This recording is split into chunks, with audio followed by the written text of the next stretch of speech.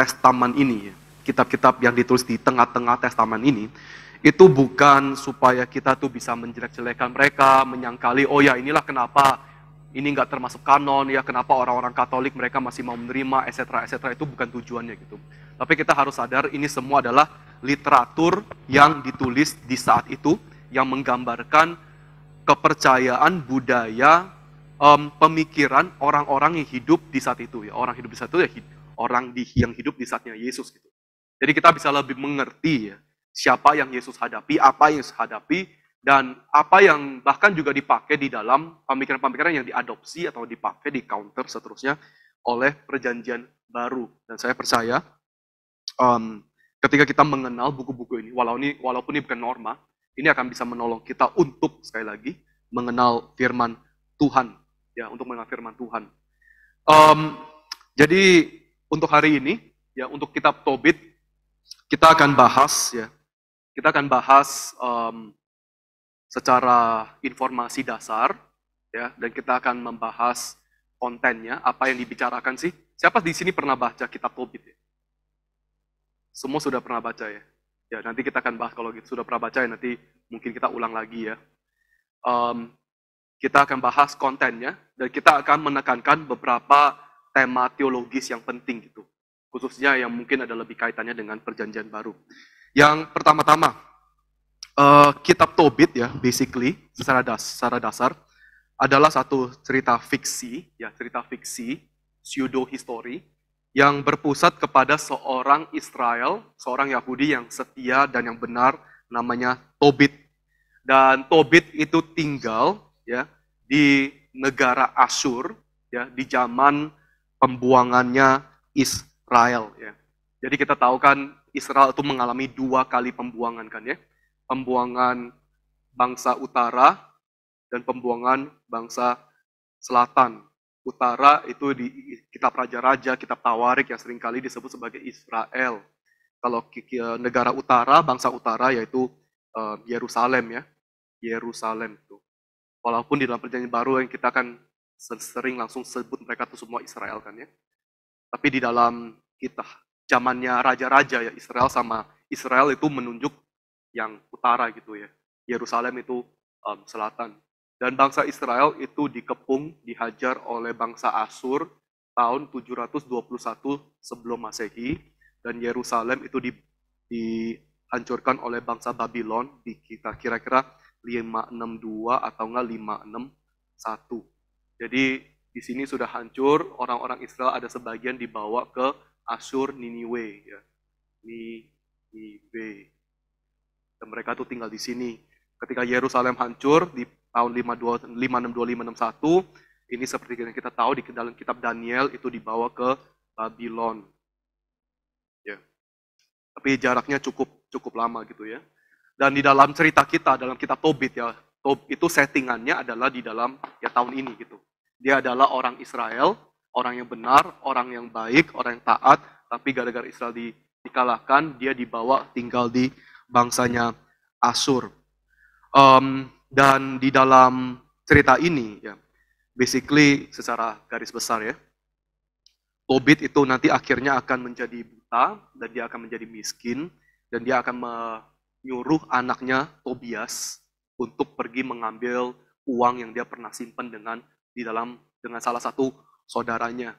Dan dalam cerita ini Tobias itu akan ditemani oleh seorang malaikat yang ya mereka nggak tahu itu malaikat, yaitu manusia bagi mereka, tapi itu seorang malaikat yang memimpin dia, membawa dia. Akhirnya ya mereka itu dapat uangnya, dan di dalam perjalanan ini Tobias itu dapat seorang istri juga, dan akhirnya Tobit itu juga akhirnya disembuhkan, dia bisa melihat lagi. Nah, secara at its core ya, di dalam inti cerita kitab Tobit ya, itu yang paling penting adalah the law of retribution. Law of retribution. Hukum retribusi yang kita lihat di dalam mana, yaitu kitab Ulangan gitu. Hukum retribusi kan sangat-sangat ditekankan dalam kitab Ulangan kan ya. Yang kalau kamu taat, kamu akan diberkati. Kalau kamu tidak taat, kamu tuh akan dikutuk. Itu namanya law of retribution. Ya, ini adalah teologi kitab Ulangan, the Deuteronomical law, the Deuteronomical theology. Dan basically kitab Tobit ya, itu sungguh-sungguh menyatakan hukum ini gitu. Ya, kalau kamu benar, ya, coba ya, kalau kamu benar, kamu itu akan diberkati. Kalau kamu tidak benar, kalau kamu menyeleweng, tidak taat ya, kamu akan dihukum. Kenapa ini penting? Karena walaupun ini adalah cerita fiksi, tapi sekali lagi ini adalah cerita fiksi yang ditulis di zaman pembuangan Babylon. Ya. Dia memakai setting Israel dan Asyur, tapi sebetulnya ceritanya itu ditulis di zamannya Babylon. Ya. Dan ini cerita ini ya pasti bisa menghibur lah ya, bisa menghibur orang-orang yang di Babylon, orang-orang Israel yang di saat itu sedang diserang, sedang dibawa, ditindas. Dan message-nya ya jelas bagi mereka, kalau kamu taat ya kamu akan diberkati. Nggak usah takut, kamu sekarang tinggal di tengah-tengah orang Babylon. Dan kita juga bisa mengerti kenapa penulis kitab Tobit di zamannya Babylon, mereka tuh memakai cerita dan memakai settingnya, ya. Dia menaruh settingnya di 721, cerita tentang Israel dan Asyur, karena ini kan sangat relatable ya. Pengalaman mereka kan mirip kan ya. Mereka orang-orang di Babylon, mereka ditindas, mereka dibuang oleh Yerusalem itu hancur. Tapi itu kan juga pernah terjadi sebelumnya ya, kepada Israel dan juga Asyur. Ya. Jadi ada solidaritas ya, ada solidaritas gitu. Dan kekuatannya kenapa penulis di zaman ini mereka memakai setting di Asyur dan Niniwe, karena orang-orang yang hidup di zamannya Babylon, ya, mereka udah bisa langsung secara dengan mata mereka sendiri lihat bagaimana Asyur yang jahat itu, Asyur yang seharusnya bangsa terbesar di saat itu kan dihancurkan kan ya. Asyur kan kita tahu dalam sejarah basically itu dihancurkan sama Babylon, itu ditelan sama Babylon itu. Ya. Itulah kenapa penulis juga pakai setting ini untuk mau menekankan sekali lagi Tuhan itu adil gitu. Yang jahat itu pasti akan dihukum. Kamu lihat Asyur. Siapa bisa bayangkan bahwa Asyur itu akan jatuh gitu. Ya. Tapi benar kan yang Alkitab ngomong kan? Law of retribution, betul kan? Yang benar akan diberkati, kamu nggak usah khawatir gitu. Ya, yang jahat pasti akan dihukum. Asyur aja itu Asyur sendiri aja, ya, itu dihancurkan. Ya. Jadi sekali lagi ini ada kitab yang dipakai juga sebagai penghiburan lah ya. Penghiburan bagi orang-orang Israel di saat itu yang mengalami nasib yang sama gitu. Itu sama seperti kalau hari ini ya. Kalau hari ini kita ke Ukraina gitu. Dan kita menulis cerita tentang seorang prajurit yang tinggal di Vietnam. Bagaimana dia setia, dia melawan, dia berani, ya, dan akhirnya mereka nggak dikalahkan. Itu kan cerita-cerita kayak gini kan pasti sangat menghiburkan ya. Karena kita tahu kan Amerika lawan sama Vietnam itu kan Amerika nggak menang gitu. Oke, jadi itu info dasarnya ya, info dasarnya. Yang berikutnya kita masuk ke dalam konten bukunya ya. Konten bukunya ini kita bisa lihat secara isinya itu bisa dibagi jadi 5 bagian. Tolong bisa ditayangkan ya. Tolong bisa ditayangkan 5 bagian dari kitab Tobit. Ya. Yang pertama tribulations ya, kesengsaraan penderitaan Tobit dan Sarah. Yang kedua, perjalanan untuk mengambil uang itu. Ketiga, pernikahan antara Sarah dan Tobias. Keempat, penyembuhan dari kebutaan Tobit. Kelima, itu konklusi. Ya, kita akan bahas sekilas ya dengan cepat sebelum kita masuk ke dalam poin-poin teologis. Yang pertama, ya, penderitaan Tobit dan Sarah. Ya. Buku ini langsung mulai menyoroti dengan tokoh Tobit yang deskripsi ya, ditulis digambarkan sebagai orang yang sangat-sangat saleh lah ya, sangat-sangat saleh. Ada buku yang saya baca itu dia bahkan katakan ya Tobit itu adalah inkarnasi kitab ulangan gitu. Deuteronomy incarnate gitu. Kalau kitab ulangan itu bisa inkarnasi menjadi manusia, itulah Tobit gitu. Karena dia adalah orang yang menyembahnya juga ke Yerusalem gitu.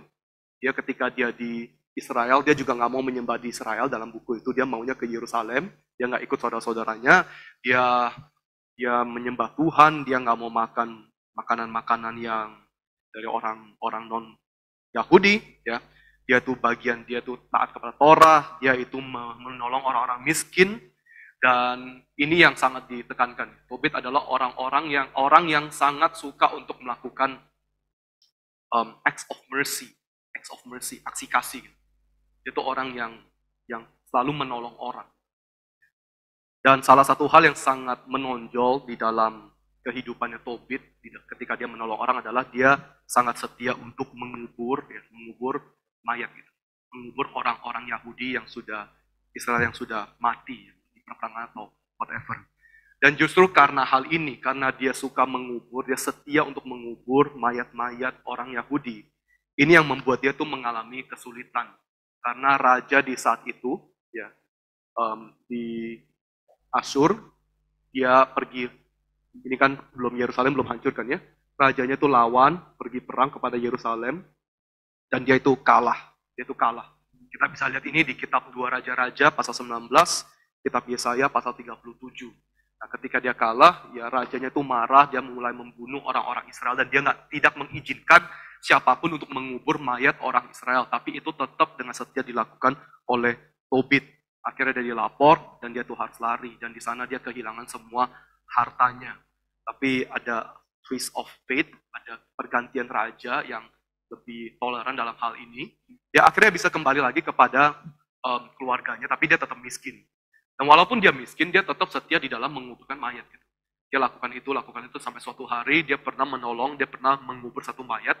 Baru akhirnya setelah itu dia capek dan dia istirahat. Dan ketika dia istirahat ada burung yang lewat dan pup di atas mata dia gitu. Jadi ini benar pup di atas mata dia gitu, dan dia menjadi buta. Dia menjadi buta gara-gara hal ini. Dan gara-gara dia sekarang buta, dia nggak bisa kerja, dia nggak produktivitas, dan istrinya itu harus menolong kerja, ya, dan dia ya merasa bersalah, dia menjadi self victim seterusnya, sampai akhirnya dia berdoa kepada Tuhan, silakan Tuhan tuh ambil nyawa dia, karena nggak ada arti lagi untuk dia itu hidup seperti begitu. Ya, nggak ada arti lagi dia hidup sengsara seperti ini. Dan di pasal ketiga, fokusnya tiba-tiba pindah ke seorang yang namanya Sarah. Ya, jadi ada Tobit, ada Sarah.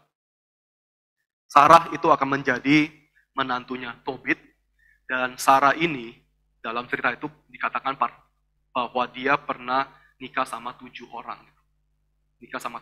Ini dasarnya orang-orang Farisi, ya, orang-orang ahli-ahli Taurat, ya, datang menantang Yesus. Kita ingat kan ya, bagaimana dengan orang yang menikah dengan 7 orang gitu. Nanti dia menjadi istrinya siapa? Itu ada orang bilang ya ada kaitannya dengan kitab Tobit juga. Gitu.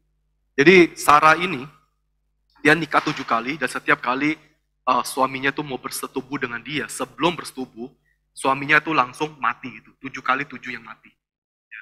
Kenapa? Karena ternyata Sarah ini dikontrol oleh seorang setan, seorang roh jahat yang mau menguasai dia, yang membuat dia tidak bisa bersetubuh dengan siapapun. Dan Sarah sama dengan Tobit, ya, dia juga sama berdoa kepada Tuhan, biarkan dia itu mati saja daripada hidup begitu sengsara.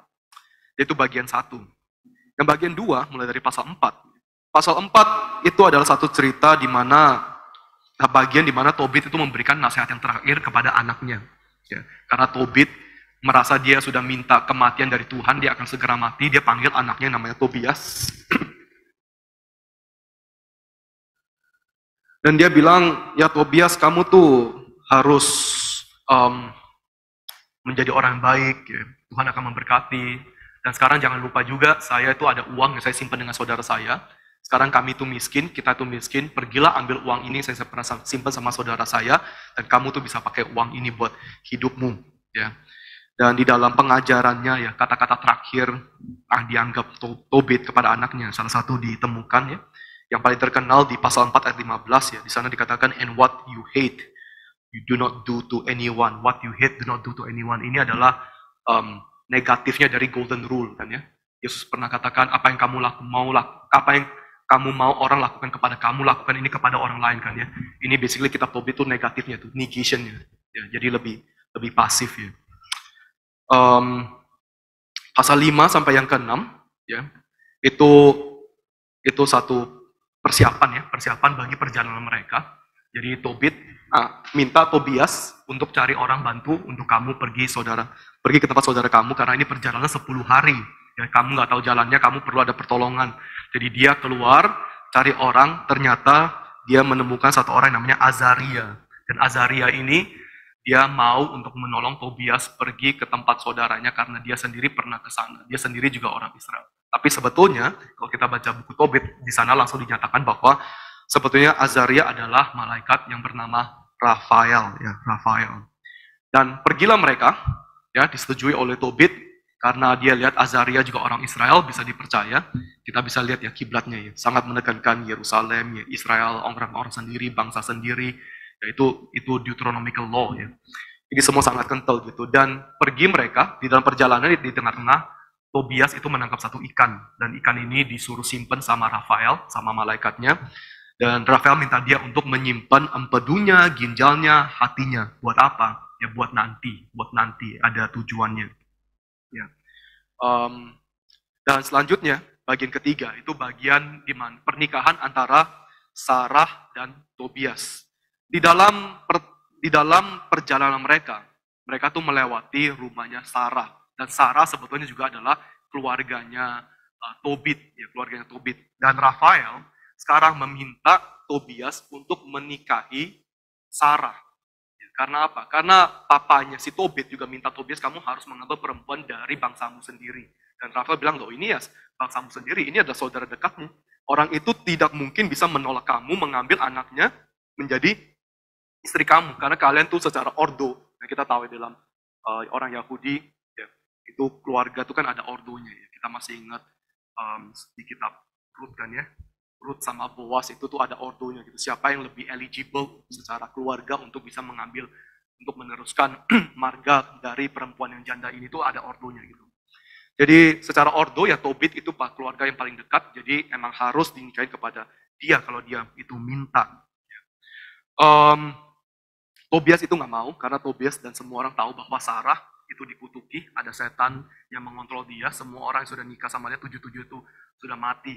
Tapi Rafael bilang nggak usah takut, karena apa? Lihat kamu sudah ada ikan ini, nanti kamu ambil empedunya, kamu bakar, bau amisnya ini akan menakutkan setan. Ya boleh coba ya saudara-saudara, saya belum pernah coba gitu. Tapi ada dalam tradisi Yahudi.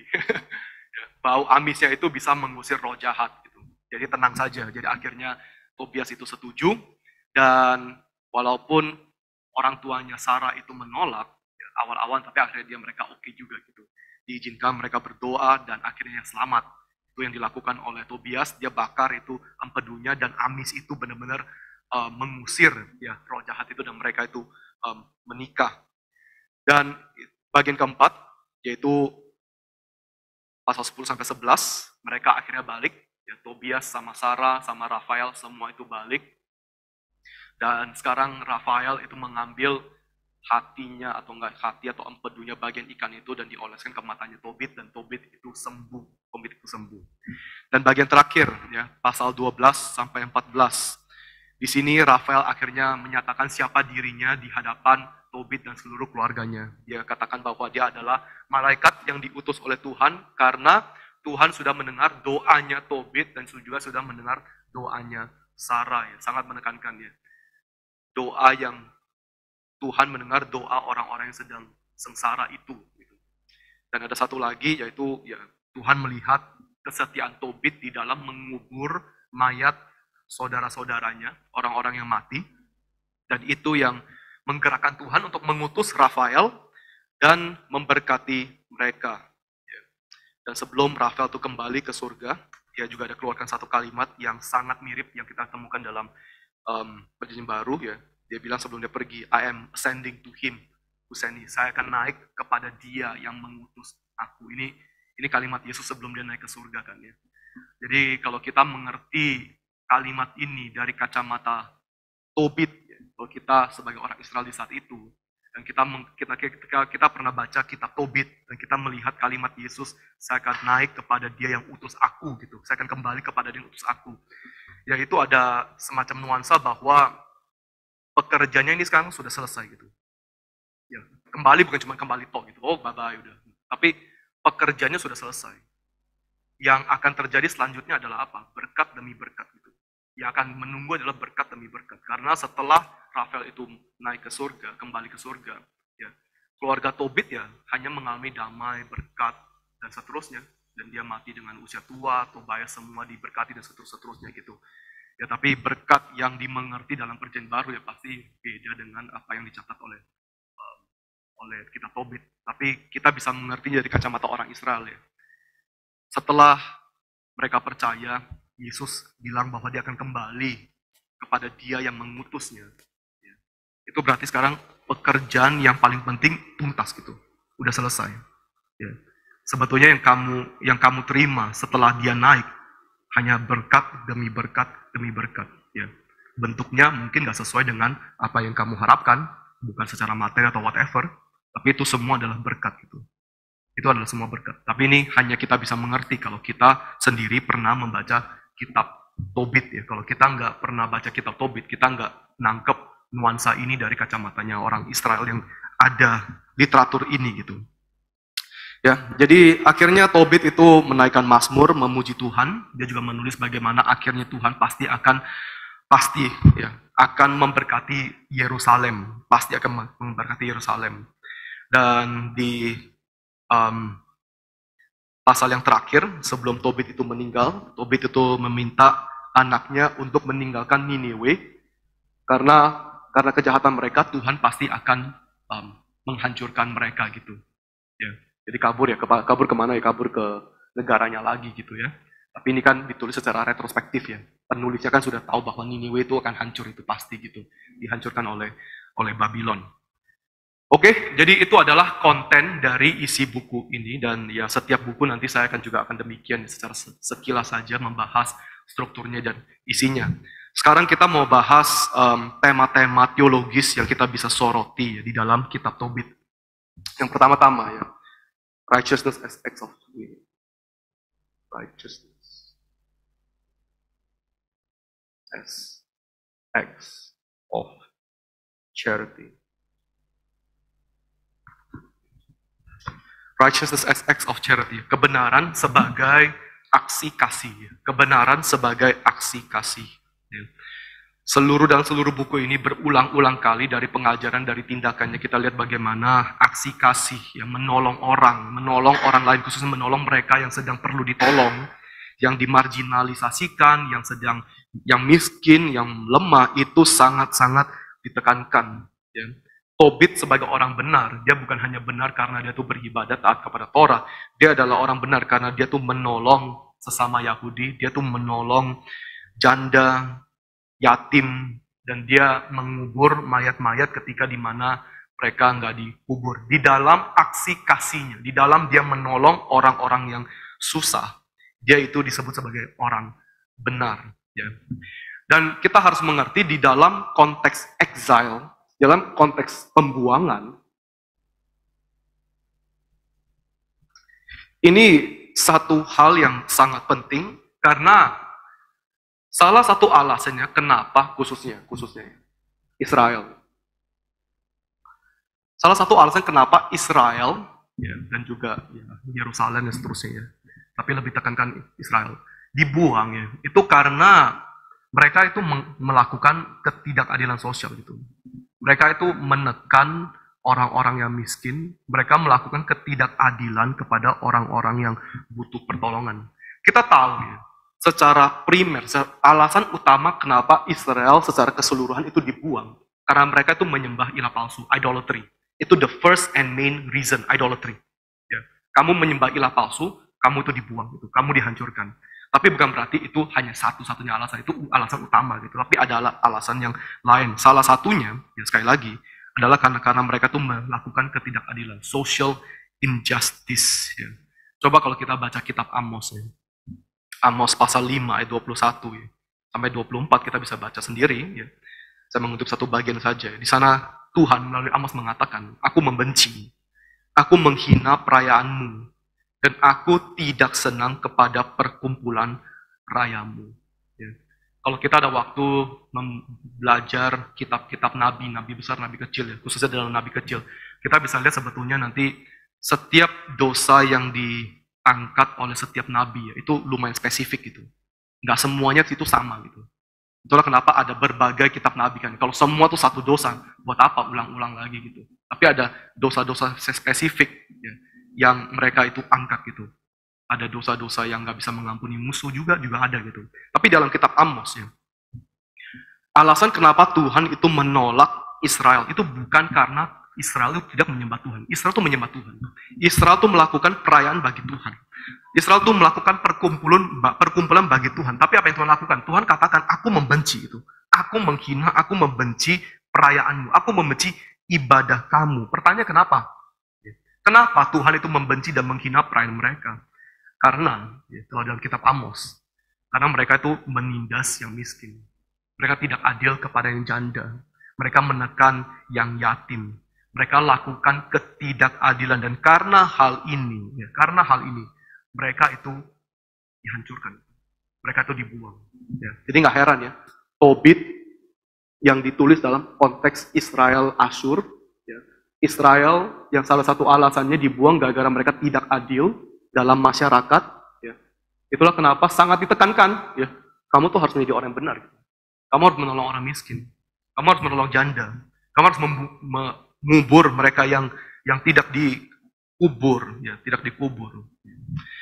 Tapi sedihnya adalah apa? Yaitu walaupun ini ditulis di zamannya Yesus kepada orang-orang Yahudi yang hidup di saat itu, ini mereka perkirakan ditulis di abad kedua ya, abad kedua sebelum Masehi ya, second century gitu.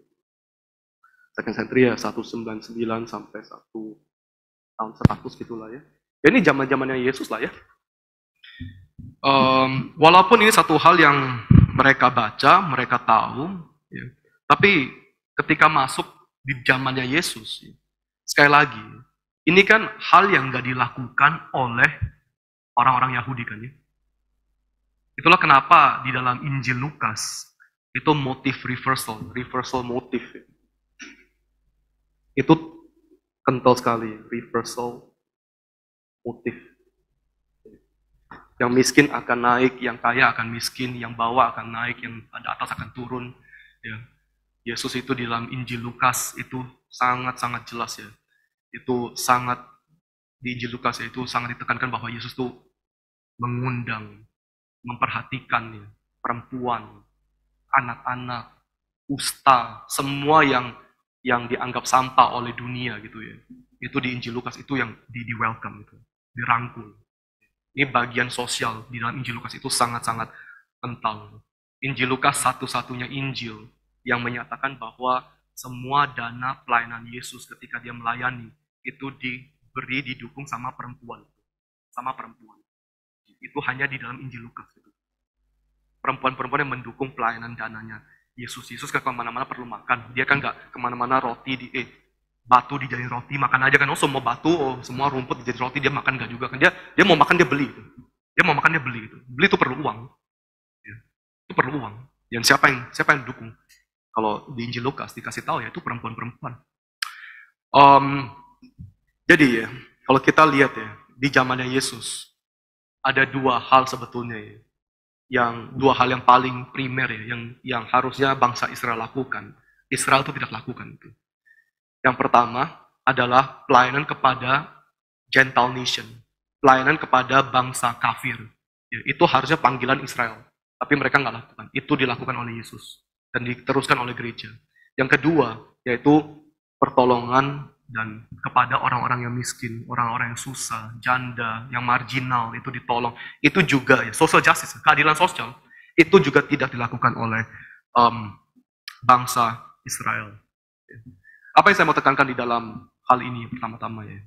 Saya mau kita lihat ya bagaimana gampangnya ya, umat Tuhan itu bisa melupakan panggilannya untuk melakukan keadilan sosial.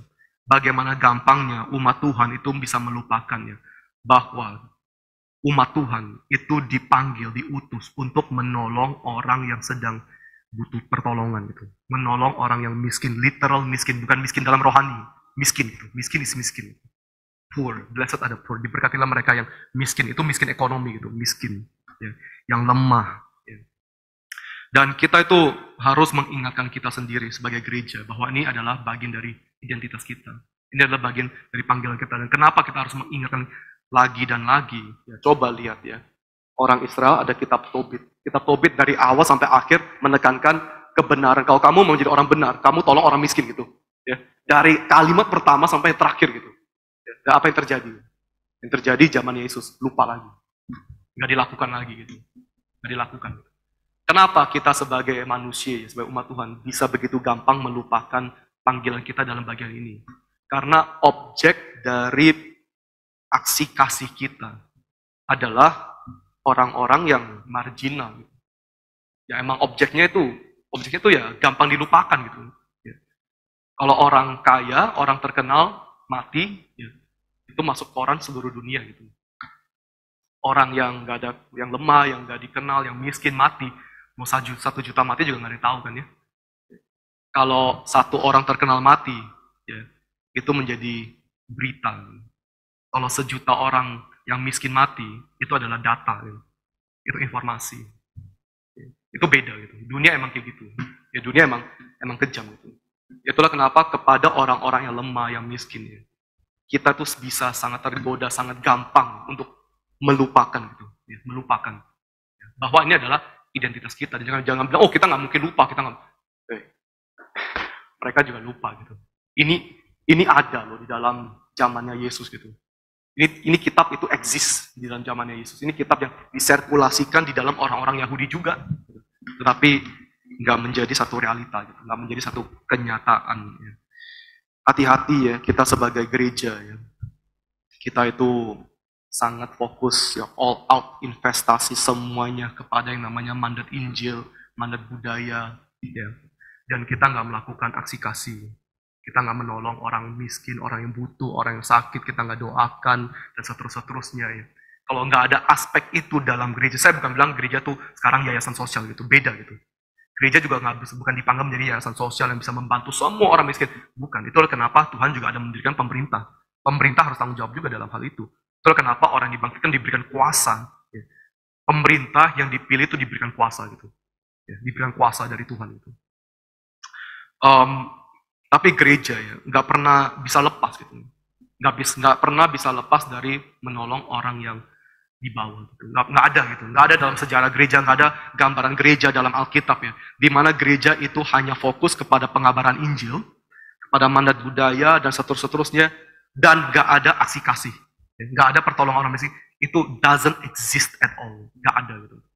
Ya, ketika Rasul ya ada kejadian dalam gereja mula-mula, ya, di mana ada orang-orang janda yang nggak mendapatkan makanan, pembagian itu nggak adil, seterusnya. Apa yang mereka lakukan? Mereka nggak bilang, oke sekarang nggak mau tahu lah, yang penting bagi kami, bagi gereja, yang penting adalah penginjilan. Ya penginjilan itu penting gitu. Dan itu yang mereka lakukan. Mereka bilang, bagi kami, yang paling penting adalah doa dan pemberian firman. Gitu. Doa dan penginjilan itu paling penting. Tapi mereka nggak stop. Ya. Mereka dirikan diaken kan ya. Stefanus itu diaken. Gitu.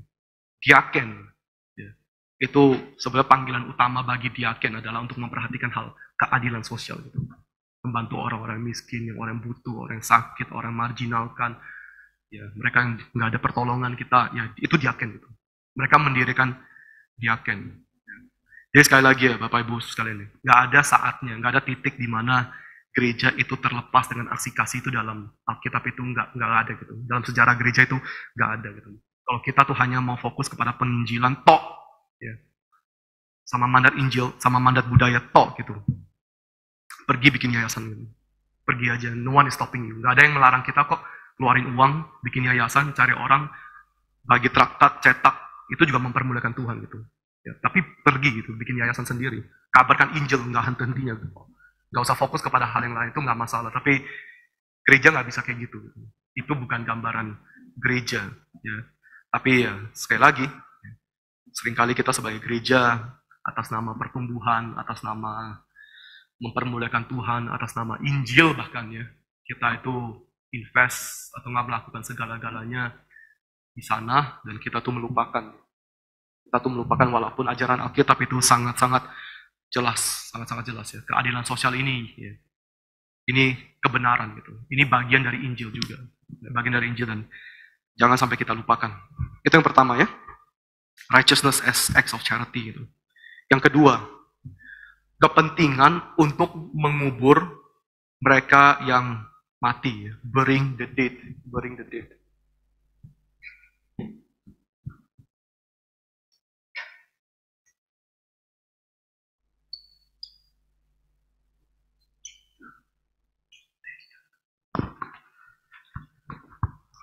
burying the dead.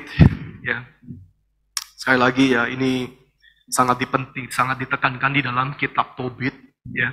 Tobit juga kena masalah gara-gara hal ini. Dia sudah satu kali kena masalah, dia tetap ngekapok, tetap aja lakukan. Dia buta juga gara-gara hal ini, yaitu menekankan kepada kita. Ya. Mengubur mayat itu penting, itu aksi kasih ya, yang sangat-sangat penting bagi orang Yahudi. Dan kita tahu kan di dalam Perjanjian Lama, orang yang nggak dikubur ya, orang yang nggak dikubur itu bisa dibilang orang yang terkutuk, itu cursed ya, cursed itu. Dan ini kita di dalam tradisi Asia juga sama lah ya. Tradisi Asia itu penguburan itu sangat-sangat penting gitu, sangat-sangat penting. Coba kalau kita ada keluarga yang nggak peduli ya rasnya apa, sukunya apa, mau Chinese, mau Batak, mau apapun, ada saudara kita yang meninggal, keluarga kita yang meninggal, langsung meninggal ya, 1 jam kemudian kamu langsung kubur gitu, atau kamu langsung kremasi gitu. Wah, dihujat habis-habis sama semua keluarga besar. Kamu nggak perlu hidup di antara mereka lagi gitu. Kamu akan dianggap itu satu hal yang apa ya, tidak menghormati lah atau whatever gitu. Ya, tapi penguburan itu hal yang penting ya bagi di dalam kitab Tobit bagi orang Yahudi ya, khususnya bagi orang Yahudi. Ya. Dan ini kita bisa dengan 2 hal ya, kita tarik kepada konteks perjanjian baru. Kita masih ingat ya, Yesus pernah katakan kalimat, let the dead bury the dead ya. Biarkan mereka yang mati mengubur yang mati itu.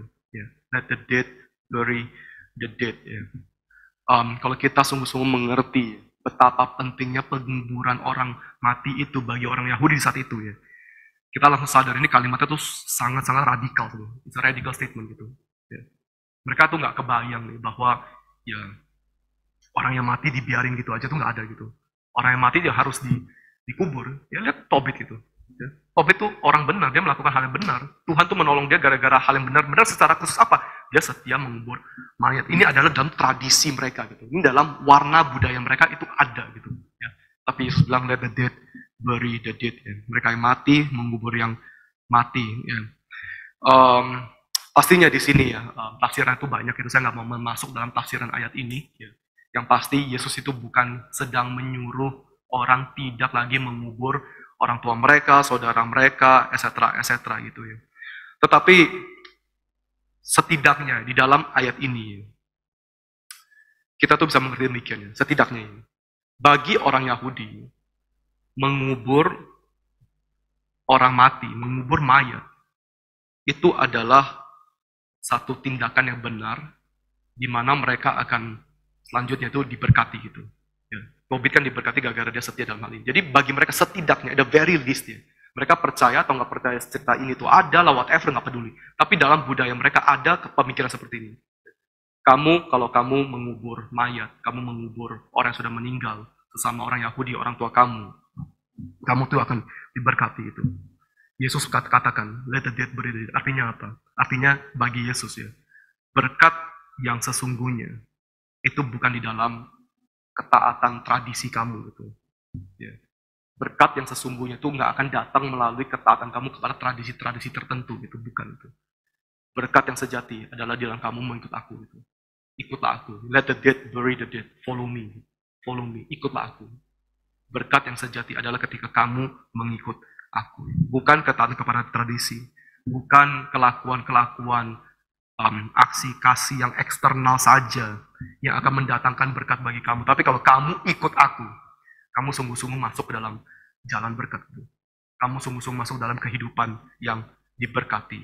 Ya. Itu yang pertama. Yang kedua ya, karena apa yang ditekankan oleh orang Yahudi yang kita bisa lihat dari kitab Tobit ya, penguburan orang mati ya, kita lebih bisa apresiasi apa yang dilakukan oleh Nikodemus dan juga Yusuf Arimatea gitu.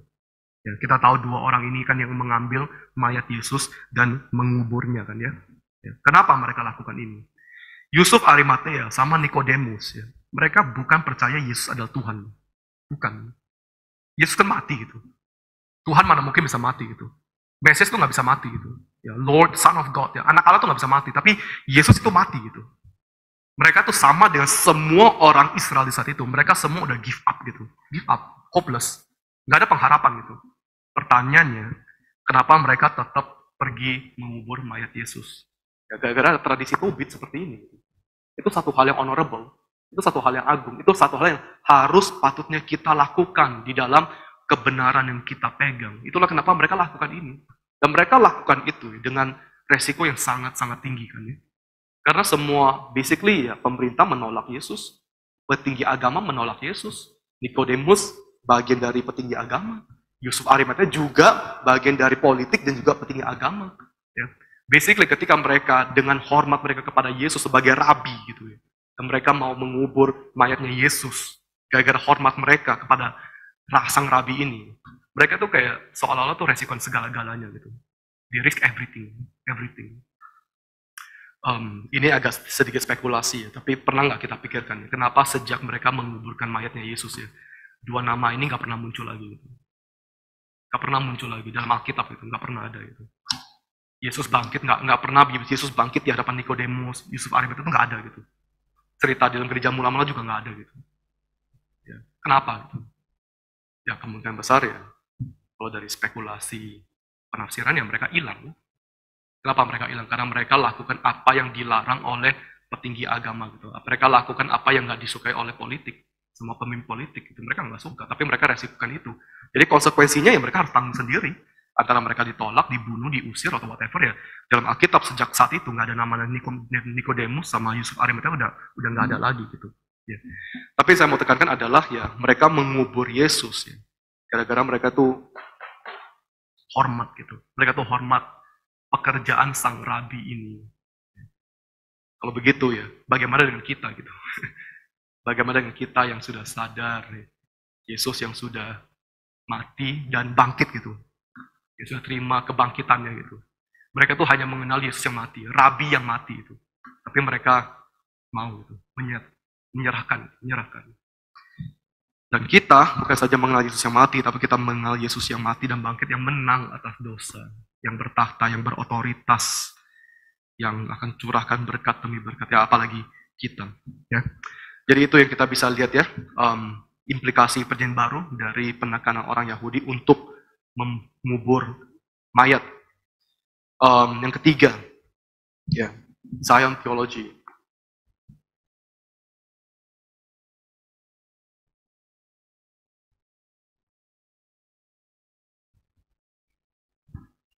Teologi Zion ya, basically teologi Yerusalem gitu.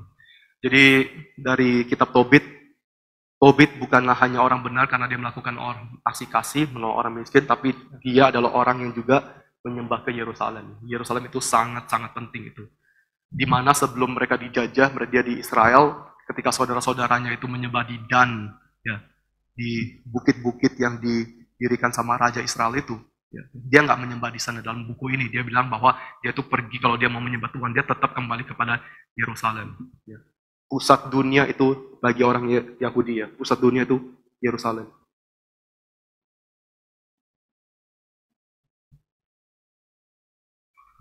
Zion Theology, ya, teologi Zion.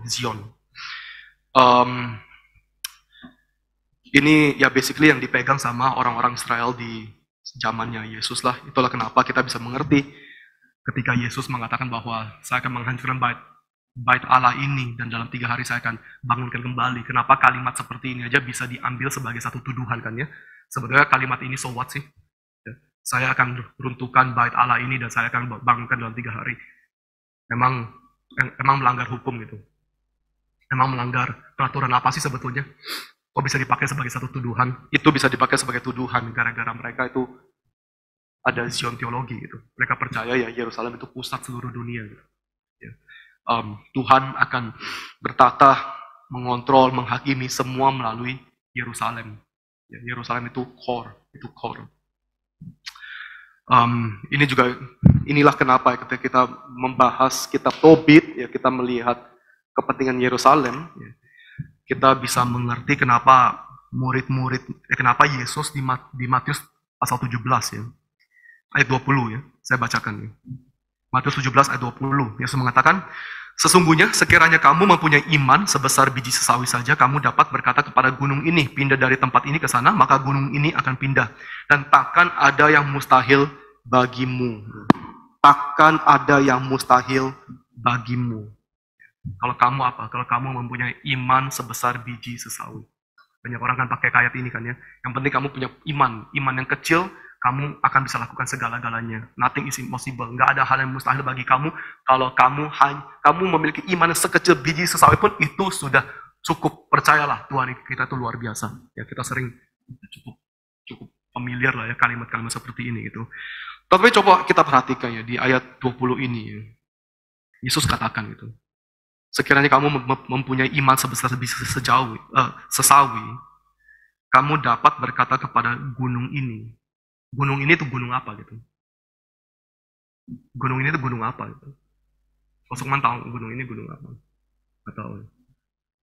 Simple sebetulnya. Bu Yuli tahu? Tahu lah. Bobby? Ya. Gunung Yerusalem gitu. Konteksnya tuh Yerusalem. Bilanglah ke Yerusalem kan di gunung. Yerusalem kan di atas. Bilanglah kepada gunung ini. Ya, pindah. Dan dia akan pindah. Takkan ada yang mustahil bagi kamu. Kenapa? Karena bagi mereka mustahil Tuhan menghancurkan Yerusalem itu. Mustahil. Tuhan tuh pasti akan memberkati. Ultimately, Tuhan pasti akan memakai Yerusalem itu. Tuhan pasti akan membangkitkan kerajaan dari Yerusalem. It's out of their thoughts gitu. Out of their thoughts. Pasti gitu. Yesus bilang, kalau kamu ada iman seperti biji sesawi, kamu bilang sama gunung Yerusalem itu, pindah dan dia akan pindah. Tidak ada hal yang mustahil. Yang kamu anggap itu mustahil, itu nggak mustahil gitu. Itu bukan rencana Tuhan. Itu kamu jangan bilang kamu adalah pusat dunia. Bukan. Pusat dunia itu gampang. Pusat dunia itu Kristus gitu. Itu pusat dunia gitu. Ya. Yesus berkata ya, nanti akan ada satu hari, semua yang percaya pengikutku ya, akan menyembah dengan roh dan kebenaran kan. Kebenarannya dengan firman. Roh, kenapa dengan roh gitu? Kenapa dengan roh? Bukan roh dengan bahasa roh ya, dengan roh dan iman. Roh itu menunjuk roh itu di mana-mana gitu. Roh itu di mana-mana, everywhere, omnipresent. Gitu. Dengan roh dan kebenaran roh itu kamu bisa menyembah bukan hanya di Yerusalem, di mana kamu menyembah dengan roh dan iman, kamu tuh menyembah kepada Tuhan gitu. Di dalam Kristus. Ya. Tapi ya, sekali lagi, kita bisa lebih menangkap ya, arti perjanjian baru ya. Ketika kita sadar apa yang dipikirkan oleh orang-orang Israel. Yang terakhir gitu. Ya. Lack of, ini jadi kritik lah ya. Lack of theological realism. Kekurangan realisme dalam teologi, kekurangan realisme, nggak realita lah, nggak nyata gitu ya. Satu penekanan ya bahwa orang yang benar itu pasti akan diberkati dengan apa? Dengan hidup damai, dengan hidup makmur, dengan banyak anak cucu, dengan yang sakit akan disembuhkan, ya, yang nggak punya istri ada istri, yang dirasuki akan sembuh. Ya, ini kan basically kitab Tobit kan ya. Yang penting kamu benar, ya. Law of retribution perjanjian lama itu pasti nggak salah gitu. Mereka yang benar pasti akan diberkati, mereka yang jahat pasti akan dikutuk. Itulah kenapa kita perlu dibenarkan oleh Kristus gitu. Kebenaran kita tuh harus kita terima dari Kristus. Itulah kenapa kita bisa diberkati. Kalau enggak ya kita orang jahat ya kita dibuang. Gitu. Law of retribution itu nggak salah. Tapi kalau kamu bilang kamu orang benar tuh pasti ada diberkati dengan kedamaian, sejahtera, dengan kekayaan. Seperti kitab Tobit, walaupun kamu bisa mengalami kesulitan, Tuhan menutup pintu, kamu bisa buta, tapi akhir harinya kamu pasti akan kaya dan kamu pasti akan melihat lagi. Itu nggak real itu. Itu novel. Itu novel. Karena orang-orang yang percaya kepada Kristus itu sungguh-sungguh diberkati. Mereka yang berkata all blessed. Tapi berkatnya bukan dengan bentuk itu kan ya. Blessed are those, ya.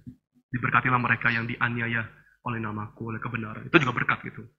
Orang-orang sengsara bagi Kristus itu juga berkat gitu. Orang-orang yang mati bagi Kristus, orang-orang martir itu berkat khusus. Nggak semua orang diberikan berkat khusus untuk mati bagi Kristus gitu. Itu berkat gitu. Bentuknya itu beda. Pasti beda ya. Itulah kenapa kalau kita mau kritik kitab Tobit ya, lack of theological realism lah ya.